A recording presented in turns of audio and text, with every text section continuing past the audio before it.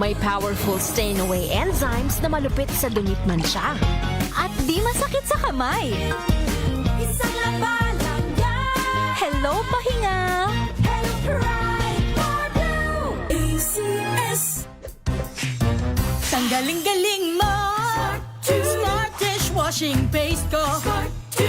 Pritong ulam na masebo, plato o kaldero. Tanggaling for everyday. Ganyan pag smart ang dishwashing paste. May double tanggaling formula. Tanggal ang sebo, tanggal ang bakterya. Pahit para walang bahid. Linis fantastic sa metal at plastic. Number one ko to. Tanggaling-galing mo! Smart dishwashing paste. ACS. Sa lahat ng bagay, simula pa lang, siguraduhing max protection na. Kasi pag kulang ang proteksyon, baka madaling masira. Sa ngipin, dapat may max protection din. Max Alaga ng Unique Toothpaste. With Max Protect Formula, help stop cavities before they start, while keeping breath fresh. Try Unique Maximum Fluoride Protection. Para Max Alaga, Max Protektado. ACS. Galalala Falcon. Galalala Falcon. Ang bango ng sampayan! Tara na magsayawan. Calafabcon, amoy nakaka-joyful! Now we are unboxing MX3 Plus. Plus because it has Garcinia mangostana, plus L-carnitine and CoQ10. Each box contains 30 vegetable capsules.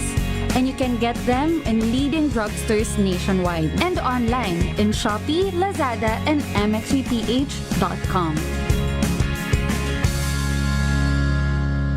Mahalagang paalala, ang MX3 Plus ay hindi gamot at hindi dapat gamiting panggamot sa anumang uri ng sakit. Galalala Falcon. Galalala Falcon. Ang bango ng sampayan! Tara na magsayawan. Calafabcon, amoy nakaka-joyful!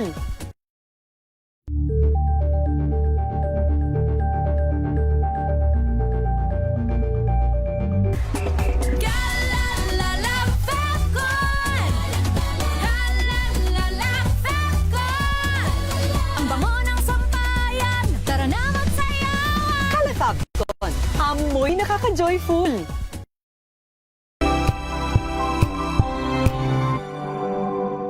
Hello, Washi! Laundry day na naman! Yay! Anong meron? Mancha ng chocolate, Oh. putik, may libag pa! Kaya natin yan! With Pride Washing Machine Detergent, may triple stain-away formula. Tanggal ang makapit, madikit, at malupit na dumit mancha. Kaya easy-easy ang labada. Mula noon hanggang ngayon! All you need is pride. All you need is pride. ACS. May nagbago! May arte! May budget! Akala nyo lang yon. So solid. White rose papaya, wow, white rose. White rose papaya, wow, white rose. White rose papaya. May glow up with a white rose papaya. White Rose Papaya. May puti power times 2 kasi may papaya at niacinamide. May shea butter and tea tree oil pa. Kutis sulit ang glow May up. glow up with a white rose papaya. White Rose Papaya. Kutis sulit ang glow up. ACS. Galalala Falcon. Galalala Falcon. Ang bango ng sampayan! Tara na magsayawan. Calafabcon, amoy nakaka-joyful! Here are top 3 reasons why you should get your hands on MX3 capsule. 1. It has alpha, beta, and gamma mangosteen. 2. It's cholesterol and fat-free. 3. MX3 is proudly Pinoy made and has garnered multiple international awards. So what are you waiting for? Dito ako sa tested and proven ko na. MX3, dito ako bilib. Mahalagang paalala, ang MX3 capsule ay hindi gamot at hindi dapat gamiting panggamot sa anumang uri ng sakit. Galalala Falcon. Galalala Falcon. Ang bango ng sampayan! Tara na magsayawan. Calafabcon, amoy nakaka-joyful!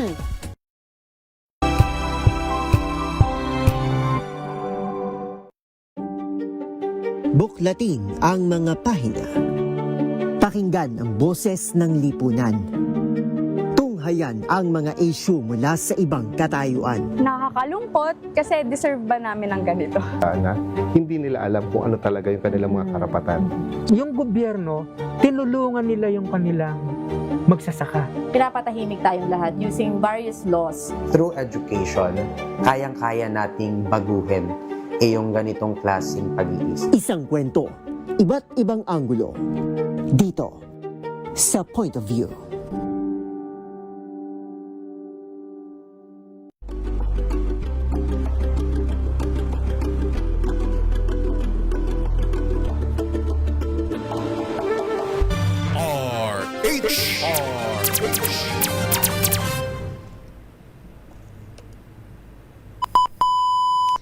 Pilipinas, ang oras, 8 minuto makalipas ang alas 9 ng umaga. And the Golden Dove for Best Field Reporter goes to Giselle Ricafort, DZRH. Ito na ang 28th KBP Golden Dove Awardee, Best Field Reporter, si Giselle Ricafort. Kasama si Edniel Parosa sa DZRH Stories Pinoy Documentaries. Kwentong dapat mong malaman. Kwento ni Juan de la Cruz sa araw-araw na balitaan. Mga muka sa likod ng headlines. Pakinggan at kasangkutan. DZRH Stories Pinoy Documentaries. Kasama sina Giselle Ricafort at Edniel Parosa sa DZRH Radio, DZRH TV at DZRH Online. DZRH Stories. DZRH Stories Pinoy Documentaries.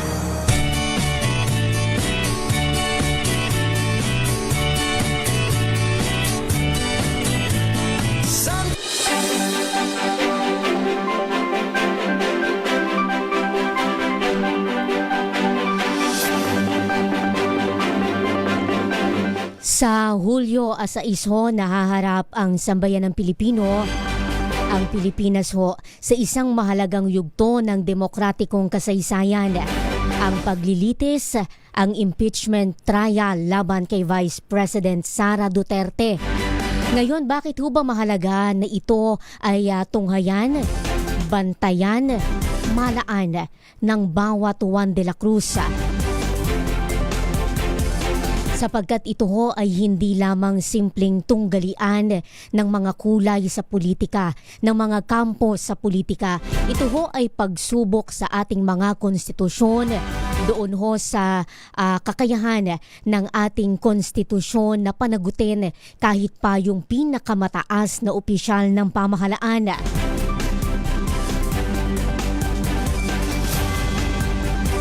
Sapagkat yung nakataya rito, hindi lamang yung kapalaran ng isang opisyal ng gobyerno, kundi yung kredibilidad ng ating mga institusyon, ng ating konstitusyon. At kung yung atin bang mga senador ay umakto bilang mga hukom ng merong pananagutan sa sambayanang Pilipino. DZRH Stories Pinoy Documentaries. Oy, magandang umaga Pilipinas, Luzon, Visayas at Mindanao. Marami tayong malalaking balita na tatalakayin sa mga oras na ito. Ako muna ang inyong magkakasama sa isang oras na balitaan na talakayan. Minus muna ang aking partner na si Edniel Parosa. Ako po, Giselle Ricafort. Para sa DZRH na sa Pilipinas, una sa Pilipino. It's a beautiful day.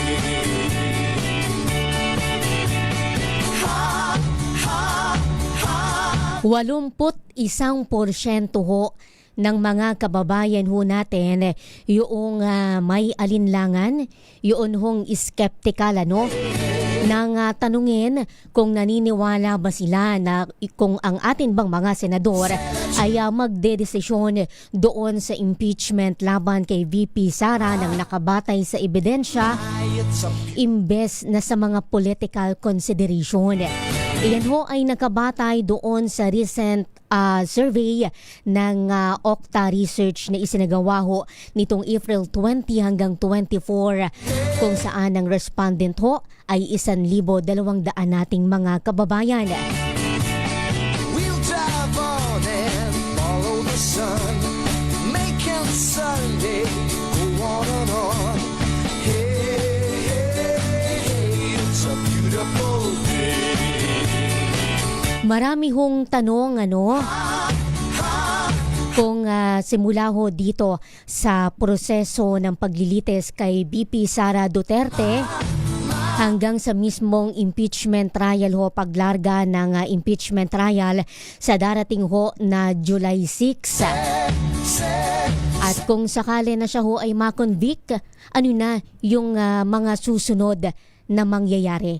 Iyan ho yung tatalakayin natin sa mga susunod na minuto at mga susunod na oras sa programang DZRH Stories Pinoy Documentaries.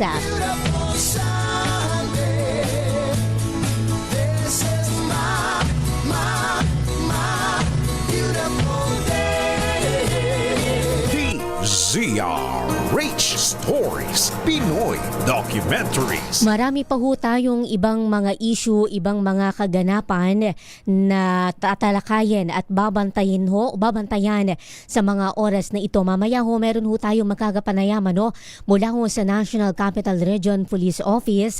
Antabayanan ho natin at sa ngayon ho muna, hanap buhay ho muna tayo 5 minuto magkalipas ang 9:00 ng umaga.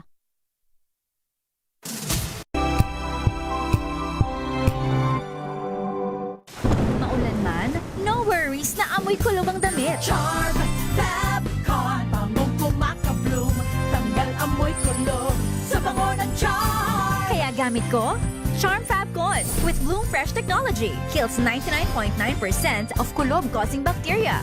May aroma burst pa of thousands of flowers and berries. Ang sampay sa loob, no amoy kulob. Bangong kumakabloom sa Charm. Charm Fabcon. ACS. Tinesting, sinuri, siniyasan. Ang resulta? Super effective ang Shield sa pagpatay ng bakterya at virus. Shield Antibacterial Soap. Believe ang mga eksperto sa Philippine Nurses Association. At si Mami. Tiwala ako sa Shield. Shield Antibacterial Soap. Napatunayang mabisa. Ang mga nurse, tiwala. ACS.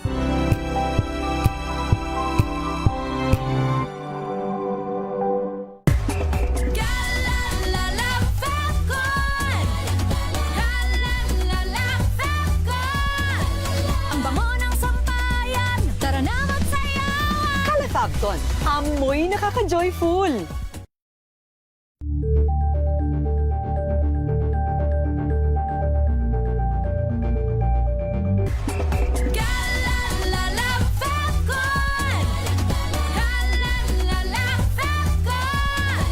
Ang bango ng sampayan, tara na magsayawan. Kala Fabcon, amoy nakaka-joyful.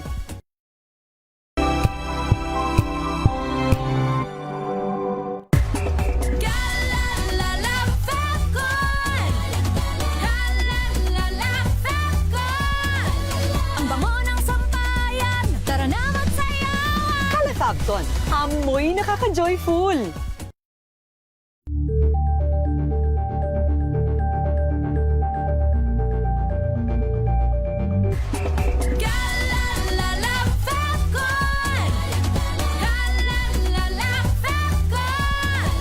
Ang bango ng sampayan, tara na magsayawan. Kala Fabcon, amoy nakaka-joyful.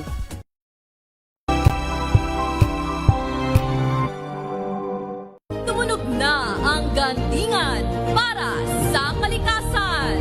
Ang nagkamit ng parangal bilang Best News Anchor ay walang iba kundi si Angelo Palmones ng Maganda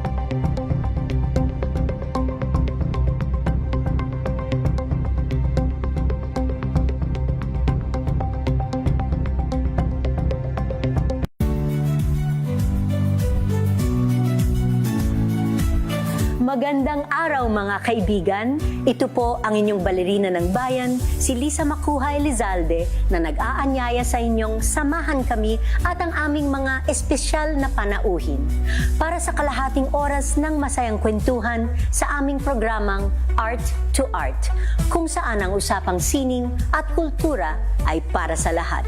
Huwag kaliligtaan, tuwing linggo, alas 3:30 ng hapon, dito lamang sa DZRH Radio, DZRH TV, at via online streaming.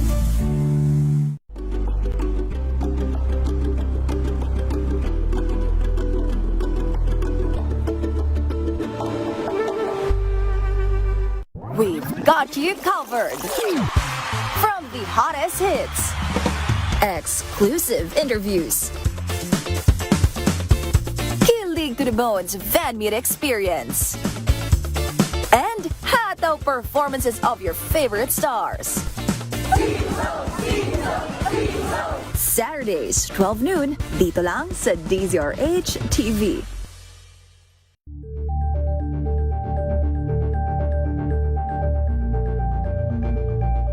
Curious ka ba sa maraming bagay? Kami na ang bahala dyan. Aalamin, tutuklasin at bibigyang linaw namin ang mga katanungang bumabagabag sa inyong isipan. Sa programa kung saan ang bawat sagot ay galing lamang sa mga eksperto. Ang Expert's Opinion, tuwing linggo alas 3 ng hapon, dito lang sa DZRH TV.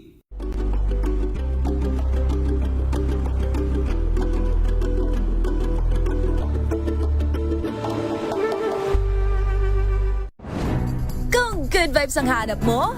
Dito ka na sa sigurado! Mula sa mga istoryang nagbibigay ng inspirasyon hanggang sa mga kwentong may dalang solusyon. Mga balitang pampagaan, pakiramdam at pampaganda ng araw. Hindi lang ba sa good news, kundi the better news. Mula Lunes hanggang Biyernes, 1:00 ng tanghali sa DZRH TV. Visayas at Mindanao at maging sa ibang bansa. Luzon, Visayas, Mindanao. Una sa Pilipinas. Una sa Pilipino. Walang advokasiyang maliit, basta't malinit. Maraming salamat. Muling sumasa inyo ang ating palatuntunan special on Saturday. Salamat po sa inyong pagsama sa amin dito sa Executive Session. Mabuhay po. Isang oras na talakayan ng mga usaping may kinalaman sa ating akto. Idulog nyo na yan dito sa Hoy. Bawal yan. Ang latest happenings at trending sa mundo ng entertainment and lifestyle, their favorite stars. Mga kwentong maghahatid ng inspirasyon at aral sa mundo ng Nagsimula sa pangarap hanggang sa maabot ang tagumpay. Iba't ibang kwento, iba't ibang mukha ng atletang Pilipino. Mas pinatindi, mas pinalakas, at mas pinaaksyon sa Match Point tuwing Sabado, 12:30 ng tanghali sa DZRH TV.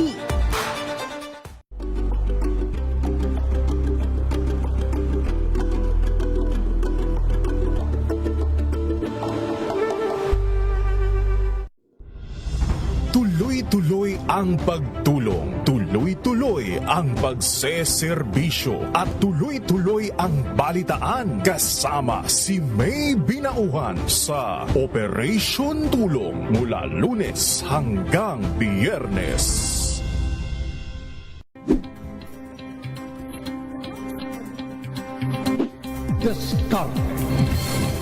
At maraming salamat po sa inyo na ang Agri-Asenso hanggang sa susunod. 4:05 na po ng inyong paboritong programa ang DZRH Boom Balita ngayong araw ng Sabado. Maagang balitaan, maagang usapan sa mga issue at balita kasama si Kuya Angelo Palmones sa Magandang Umaga Pilipinas mula Lunes hanggang Biyernes. RH. Pilipinas, alas 9:23 ng umaga. DZRH Stories, Pinoy Documentaries. Hindi na ho tayo magpapatumpik-tumpik na sa atin hong linya si NCRPO spokesperson Major Hazel Asilo. Major, good morning. Welcome po ulit ma'am sa DZRH. Yes, ma'am. Magandang umaga po. Major, una po natin na pag-uusapan, ma'am, parami ng parami o sunod-sunod yung mga insidente na naitatala sa loob ng mga paaralan. May mga preventive measure, may mga hakbang po ba na ginagawa yung hanay? Yes po, mula po nung nagbukas po yung ating klase nung June 8, yung ating dineploy po na nasa 4,000 natin na PNP personnel para magbantay po dun sa ating mga schools, ay hindi naman po sila nawawala dyan. Patuloy po yung ginagawa nating mga police visibility, yung ating patrolling sa paligid ng mga paaralan, at syempre yung pakikipag-ugnayan po natin dun sa mga school administrators, sa ating LGU, sa ating mga force multipliers, para po hindi natin napapabayaan yung pagpasok at saka paglabas ng ating mga estudyante, lalo pa po ngayon na may mga ganyang issue or merong ganyang insidente po tayo na nalaman mula sa Tacloban. Major, matapos po itong mga incident sa mga paaralan, may mga request po ba kayo na natatanggap? Partikular po dito sa mga paaralan sa Metro Manila, mga lokal na pamahalaan, na taasan po natin yung police visibility sa paligid po ng mga eskwelahan? Sa ngayon po, wala naman po tayo na-receive ng mga request regarding sa pagtataas po ng ating police visibility since sabi ko nga po, nung mag-start tayo ng pasukan, talaga pong ibinuhos natin yung ating mga pulis sa paligid ng mga paaralan para ensure na sila ay magiging ligtas at magiging maayos yung all throughout ng ating school year. So kung meron man po silang mga dagdag na request, halimbawa man po kung magkakaroon po siguro ng mga dialogue sa mga ating mga schools, sa mga estudyante natin, siguro yun po yung isa pa nating pagtutuunan. Pero sa ngayon po yung regarding sa pagdadagdag ng mga personnel po natin, so wala naman po tayo nare-receive pang request. Ma'am, kung hihilingin nga po ng pamunuan ng paaralan, uubra ba na yung mga pulis natin tumulong na rin, ma'am, at pumapel doon sa mga ginagawang inspection po sa mga papasok sa eskwelahan? Dahil kung mapapansin po natin sa social media, hindi ba, may mga nagva-viral video na katakot-takot na haba yung pila ng mga estudyante na dumadaan sa mga inspection papasok po sa kanilang mga paaralan?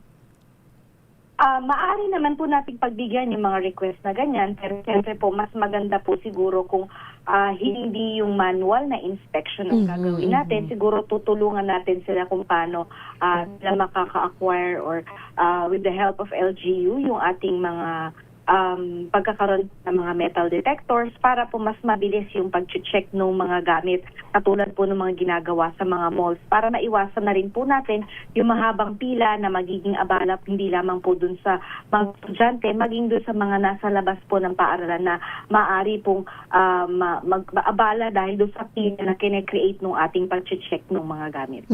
Major, meron po ba tayong datos, ma'am, o mga report po na may mga incidente na nangyayari talaga sa paligid ng paaralan, o at least dumami ba yung number natin dito po sa Kalakang, Maynila, ma'am?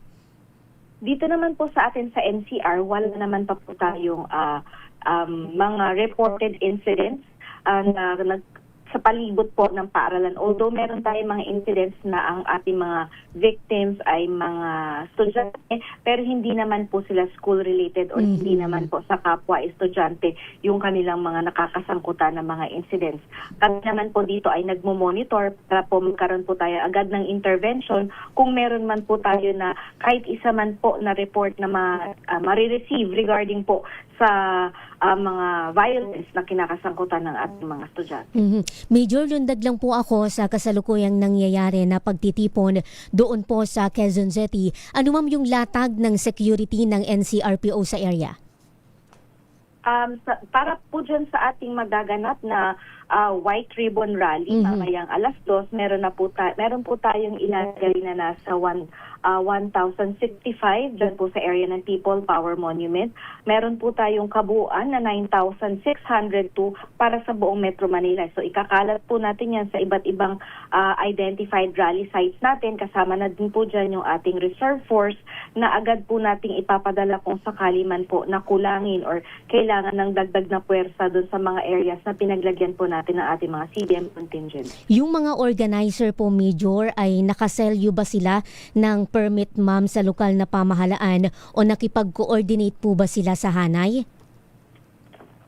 Yung pong White Ribbon Movement, meron po silang kaukulang permit, meron po silang Memorandum of Undertaking with the Quezon City Government, kung kaya't nakapag-prepare po tayo ng mga, kumbaga yung kanilang ginawang coordinating meeting ay prepare po tayo para po dito sa kanilang gaganapin na pagtitipon. So, meron po tayong mga nilatag na mga do's and don'ts para sa kanila. Kasama na po ang Quezon City LGU. Ganun din po sa mga programa na kailangan po nilang sundin, yung mga bawal, mga hindi dapat nila dalhin. At syempre, para na rin po yan sa magiging maayos nilang pagtitipon. Crowd estimate po, Major, ano yung numero na atin pong pinag-uusapan? Base po sa MOU natin, ang estimated number of participants po nila ay hindi dapat lalampas ng 10,000. Oh, kung sakali, Major, na lumagpas, anong mangyayari, ma'am? Since alam naman po, hindi po natin kumbaga mapipigilan kung sakali man po na lumagpas, meron naman po tayong dagdag na puwersa na i-ensure na magiging maayos pa rin po yung kanilang pagtitipon. So mas madami lang po siguro tayong magiging deployment. Dadagdagan natin yung deployment natin dyan para ensure na hindi po sila magkakagulo at mapapanatili po natin yung maayos na programa nila. Doon po, Major, sa kasunduan na binabanggit ninyo, meron po kayong nasabi na mga do's and don'ts. Ano ma'am yung mga ipinagbabawal na mahalagang tandaan nung mga dadalo po sa pagtitipon mamayang hapon? Yes po, yung pong participants po natin ay pinagbabawalan pong gumamit ng vape at sigarilyo doon sa area po na kung saan nagkakaroon ng program. Bawal din po yung pagdadala ng plastic bottles at styrofoam materials na paglalagyan nila ng kanilang mga inumin or kanilang mga pagkain. Although wala pong ordinansa ng balaklava dyan sa area ng Quezon City, para po maiwasan na masita po tayo ng ating mga kapulisan, wag na po tayo magsuot ng balaklava kung tayo po ay dadalo sa mga pagtitipon na yan, dahil yan po ay isang prayer rally. Hindi po natin kailangan nakakonceal ang identity kung tayo po ay sasama dyan at kumbaga po mag-join dyan sa rally na yan ng maayos at wala tayong gagawin na kailangan natin i-conceal pa yung ating mga mukha. Ma'am, may oras ba tayo na pinapayagan lang yun pong mga participant mamaya na magsagawa po ng activity doon po sa area? Based po doon sa kanilang pag-uusap sa ating naging MOU, ang program po ay magsisimula ng 2 p.m. at matatapos po sila hanggang 8 p.m. po. Saang area lang ito, ma'am, at ano yung mga lugar doon po na hindi nila maaring saklawin noon pong kanilang pagtitipon? Ang program po nila ay magaganap po dito sa may White Plains Avenue.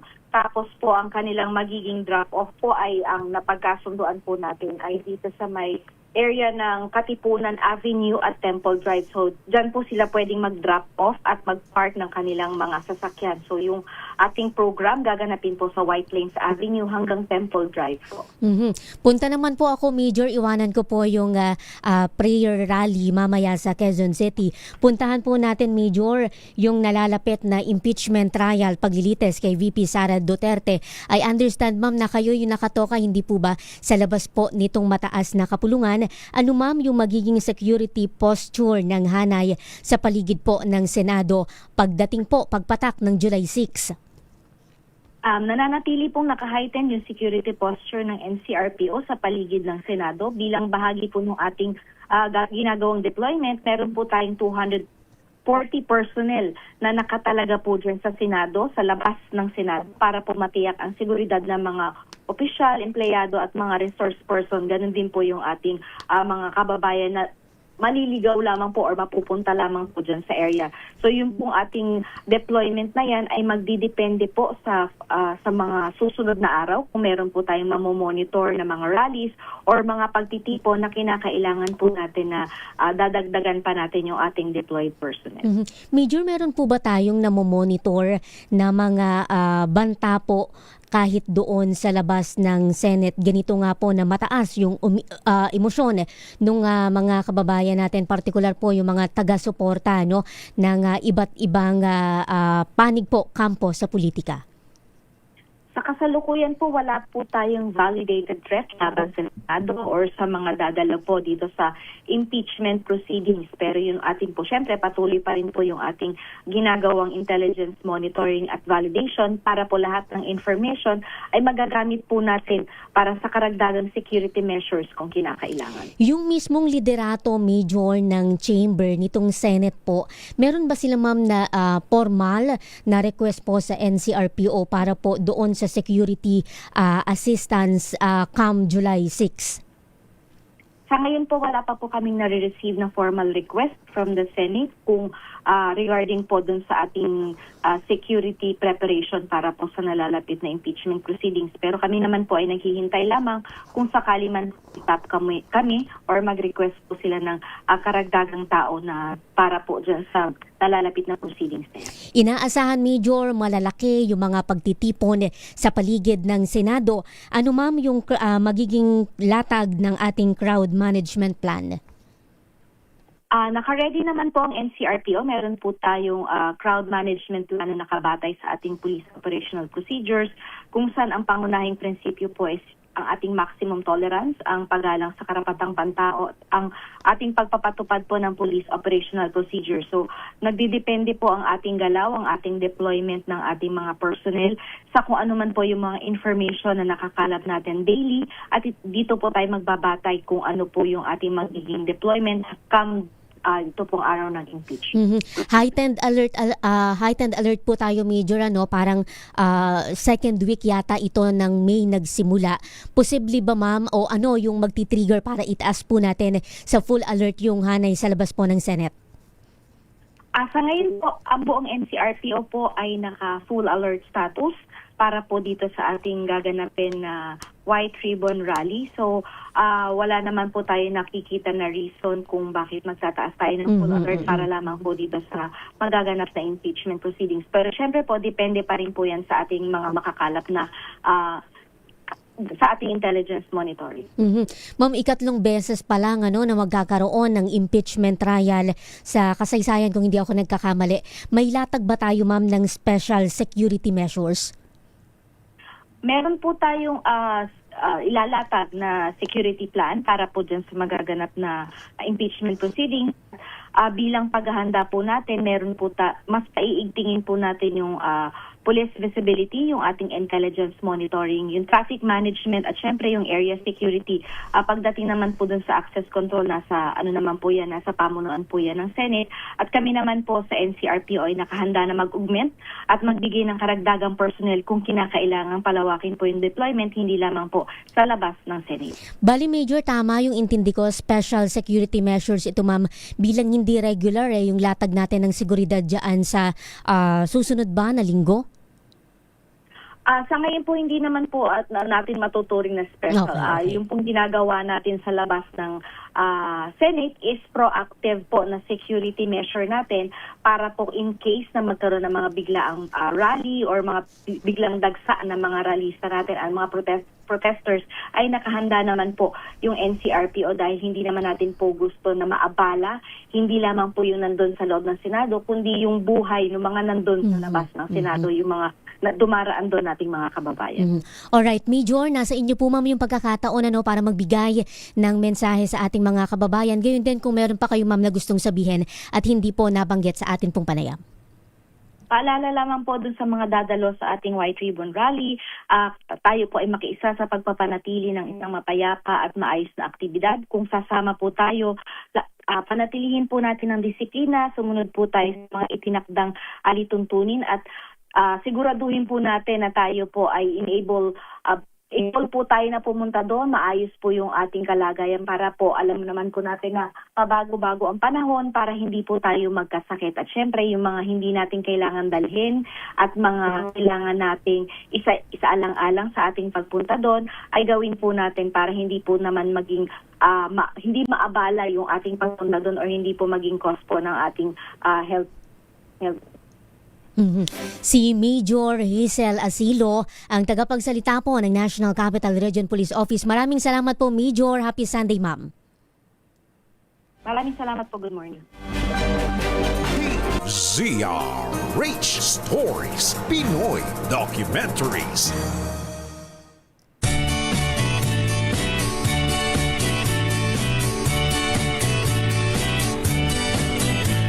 Sunday morning, up with the lark. I think I'll take a walk in the park. Hey, hey, hey, it's a beautiful day. I've got someone waiting for me. Oy, kumusta ho? Ang bawat Juan de la Cruz. Kaya pa ba? Sabay-sabay ho natin na tunghayan yung ikatlong impeachment trial sa kasaysayan. Sa darating ho na Hulyo 6, lilitisin ang Vice President Sara Duterte sa ilalim ho ng 1987 Philippine Constitution.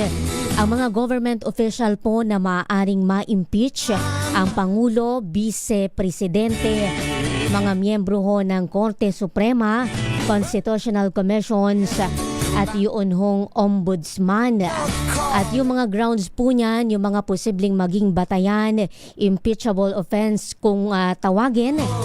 Una, yung culpable violation ng Constitution, serious breach o disregard ng ating pong konstitusyon, treason, bribery, graft and corruption, iba pa hong high crimes at betrayal ng public trust.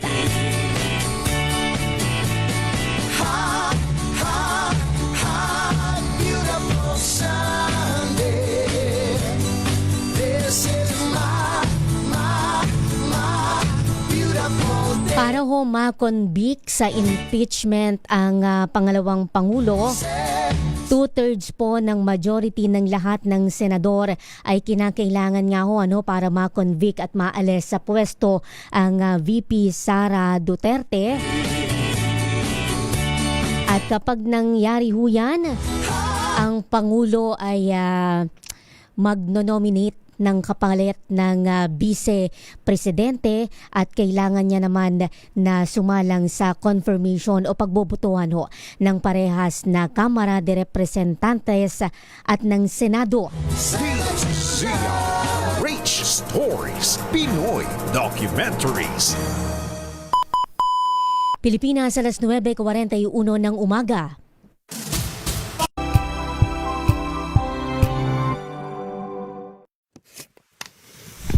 Duterte is present in this meeting today, in this hearing today. The respondent is not present. Let it be placed on record that COMSEC called again the Vice President. That is for the purpose of giving her the opportunity to present her evidence. The impeachment is a process that seeks to exact accountability. It can be political. It can also be an instrument where the majority can use that power to exact revenge. Gusto niyong palitan ang Senate President kasi gusto niyo tuloy-tuloy na yung impeachment. Actually, kinontradict niya yung sarili niya kasi nung na-elect siya na Senate President, sabi niya tuloy ang impeachment. Yung mga pro-ERAP noong impeachment trial sa Senado, they were punished during the next midterm election. So may naiisip din ng mga senador yun.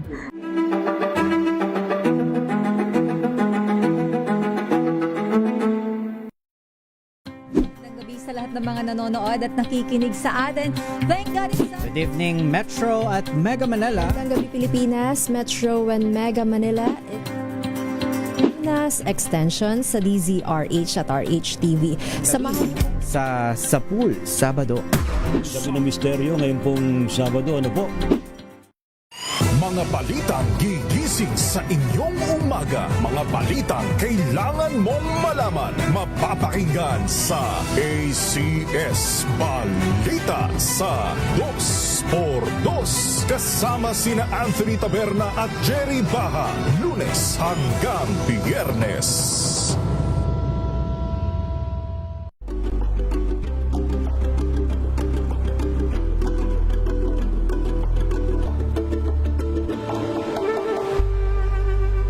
Alamin ang mga maiinit na isyung pambayan, mga balitang kailangan mong malaman, usapin sa pamahalaan, politika, ekonomiya at kabuhayan. Ito ang mga dapat mong malaman, pakialaman at pag-uusapan dahil kayo ang tinig ng mamamayan dito sa Damdaming Bayan.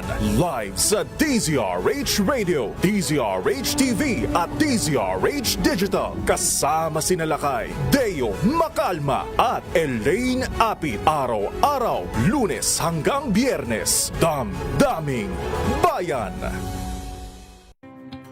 Luzon, Visayas at Mindanao. Isang oras na balita at talakayan ngayong araw ng At ito linggo. ang programang Maynila, ito ang Pilipinas. Samahan po niyo hanggang alas 9 ng umaga sa Isyong Pambayan. Giselle Ricofor. Naman si Edniel Parroso. Maraming salamat and of course sa mga sumama sa atin. Luzon, Visayas at Mindanao, programang Ang Galing Mo Daw. Isang kwento, iba't ibang anggulo. Muli ako po, si Art.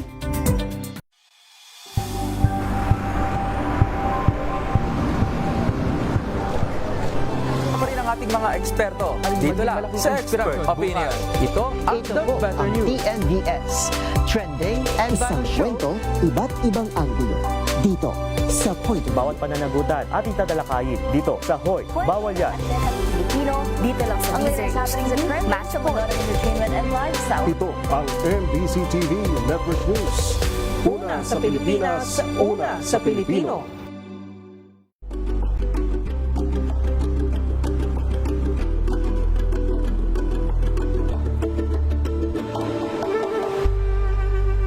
Tumunog na ang gandingan para sa kalikasan. Ang itinanghal bilang Best AM Radio Program Host ay si Cesar Chavez para sa special on Saturday ng DZRH.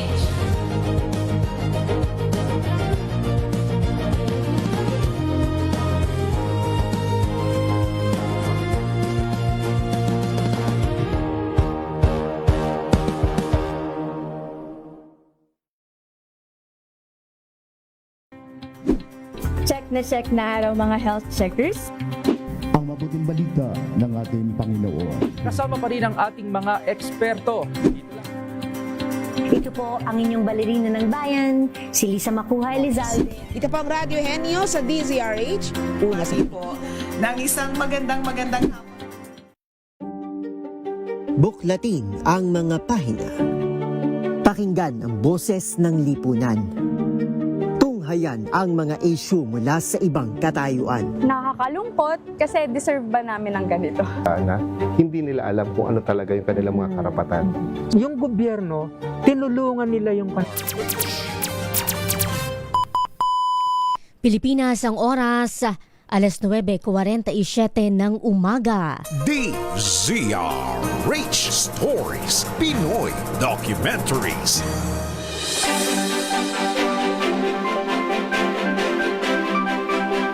Ang impeachment trial ho kay VP Sara Duterte ay posible daw na maging pinakamahaba sa kasaysayan ng Pilipinas. Posible daw ho yan na abutin ng 7 buwan kung ang Senado ay pagbibigyan ho nila yung kombinasyong request para sa 72 trial days ng parehas na prosekusyon at ng depensa. Ang binabanggit ho ng Senate Secretary Renato Bantog Jr. na siya rin hong nagsisilbing clerk ng impeachment court.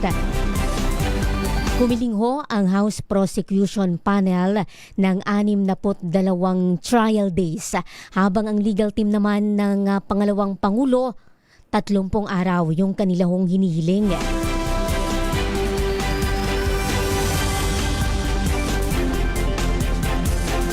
Aminado naman ho ang Senate Secretary na ito hong kung ilang buwan na posibleng 7 months nga yung abutin nitong impeachment trial laban kay VP Sara Duterte ay posibleng magdulot ng malalaking logistical challenges para ho sa mataas na kapulungan ng Senado, sapagkat yun atin hong mga senador ay kailangang balansehin, hindi ba? Yung kanilang duty, kanilang tungkulin bilang impeachment judges doon ho sa kanilang regular legislative responsibility, kabilang na yung kanilang committee hearings at deliberasyon doon ho sa magiging panukalang pambansang budget para sa susunod na taon. Rich Stories, Pinoy Documentaries.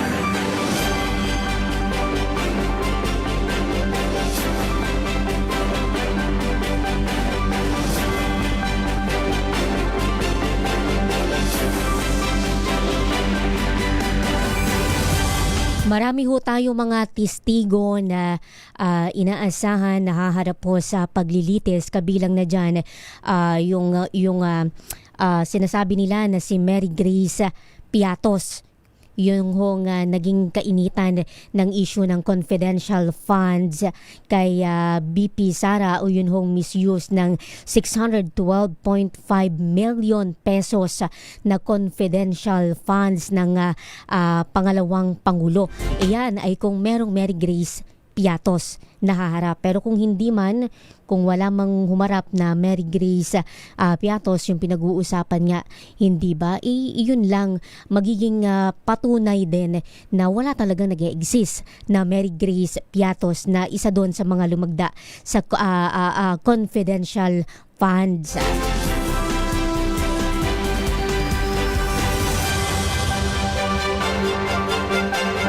Marami pa ho tayong malalaking issue na pinag-uusapan sa mga nakalipas ho na linggo. Kabilang ho dyan yung binabantayan natin na trahedya doon ho sa Dipakulaw, Aurora, kung saan ho nasawi yung mga Ateneo Kijer na sina Rene Baterbonia at si Divine Adili na kapwa na ihatid na ho sa kanilang huling hantungan noong nakalipas na linggo. Marami hong mga ipinasabina ang Criminal Investigation and Detection Group.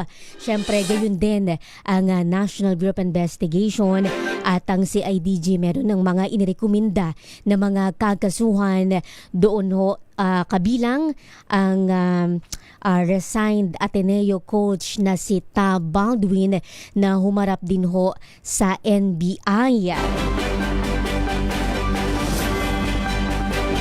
Ang binabanggit ho ni NBI Director Attorney Malvin Matibag, kung merong mga may criminal liability, iyan ay ipinauubaya na nila sa DOJ. Yung kanilang huling target na matapos yung investigasyon noon hong araw ng Biyernes, at ngayong linggong ito ay ina-expect nila na makapagsusumiti na sila ng kanilang report findings doon ho sa Justice Department. Matatandaan ho ninyo noong Friday ay sumipot ho sa pasabina ng NBI Homicide Division ang Pangulo ho ng Ateneo, si Father Bobby Yap. Naubusan na ako ng boss. Si Father Bobby Yap ho ay humarap ho sa NBI Homicide Division. Nagsumite ho ng kanyang affidavit ng kanyang sinumpaang salaysay. Nagsumite ho ng mga hinihinging dokumento ng Bureau kaugnay ng kanilang nagpapatuloy na investigasyon sa pagkamatay ng dalawang Ateneo Kijers. Rich Stories, Pinoy Documentaries.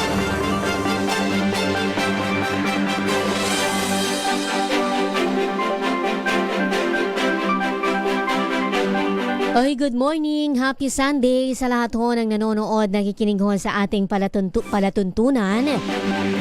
Sa mga nanonood, nakaantabay ho sa ating Facebook live streaming. Kay Miggy Faler Villa. Good morning ho, happy Sunday. Willie Velasquez. Kay Alvin De Torres. Jay Morales Amoroso Glenn. Happy Sunday din ho. Good morning kay Sir Leo Havares. Mula ho sa Puerto Princesa City sa Palawan, kay Angelita Gonzales, nanonood ho dyan sa Iloilo, at syempre doon ho sa mga nakatutok sa kanilang mga talapihitan.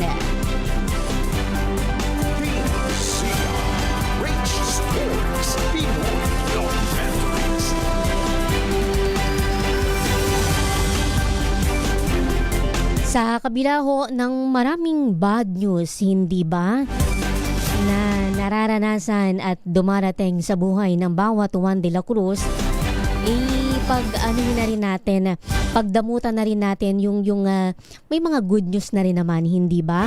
May inaasahan daw tayo na malakihang bawas presyo sa liquefied petroleum gas o LPG simula ho entrada ng susunod na buwan matapos hong i-anunsyo ng Regasco na bababa ng 12 pesos kada litro o kada kilo yung kanila hong presyuhan. Iyan daw ho ay itutulak ng inaasahang pagliit ng contract price ng LPG sa pandaigdigang pamilihan. DZRH Stories, Pinoy Documentaries.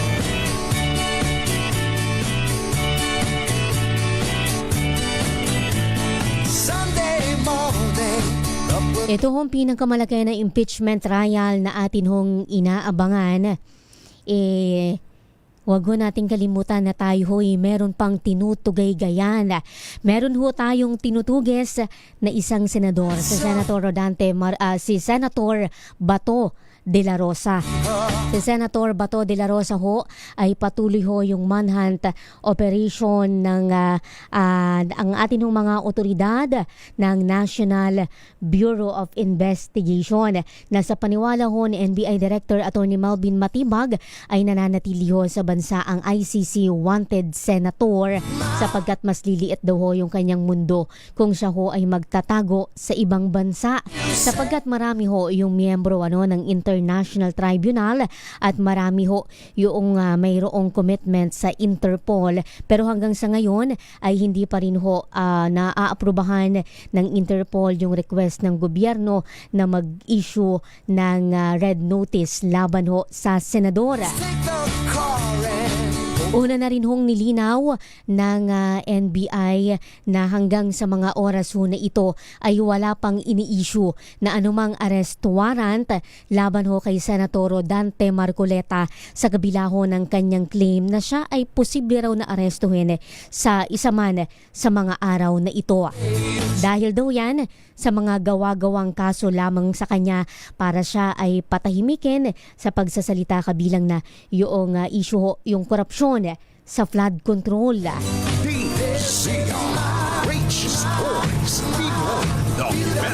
Pinag-aaralan na rin ho ng DILG yun hong posibilidad na mag-alok ng pabuya o ng reward para humapabilis yung pag-aresto kay Senator Bato de la Rosa. Ang sabi ho ni SILG John Vic Remulla, isa ito sa mga opsyong tinitingnan ng kagawaran habang nagpapatuloy yung paghahanap sa senador na wanted ho sa kasong crimes against humanity doon sa International Criminal Court. Ang sabi pa ho ng kalihim, natatalakayin pa lamang nila ito kasama yung kanyang mga tauhan at pag-aaralan kung magiging epektibo yung paglalagay ng reward sa ICC wanted senator. DZRH Stories, Pinoy Documentaries.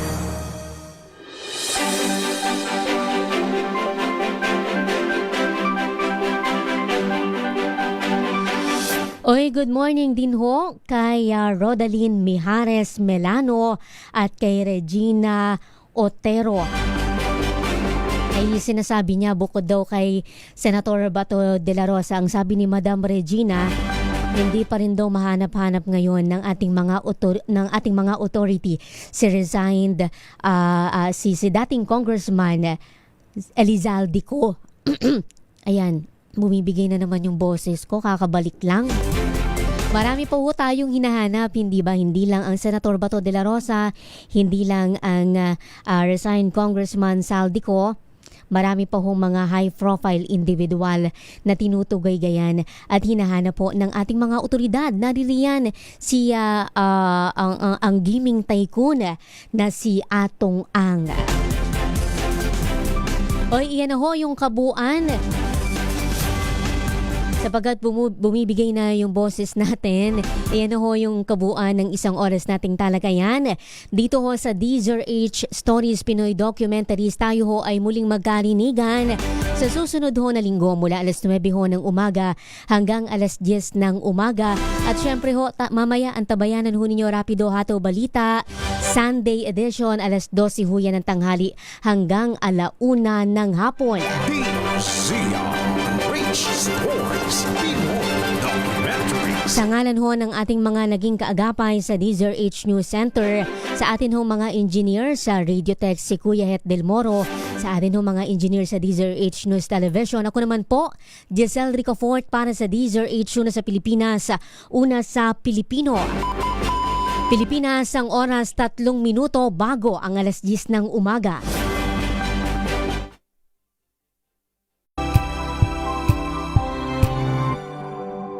Tambalang Anthony Taberna at Jerry Baha ang gigising sa inyong umaga dahil lalatay ang humahagupit na diskusyon at komentaryo Lunes hanggang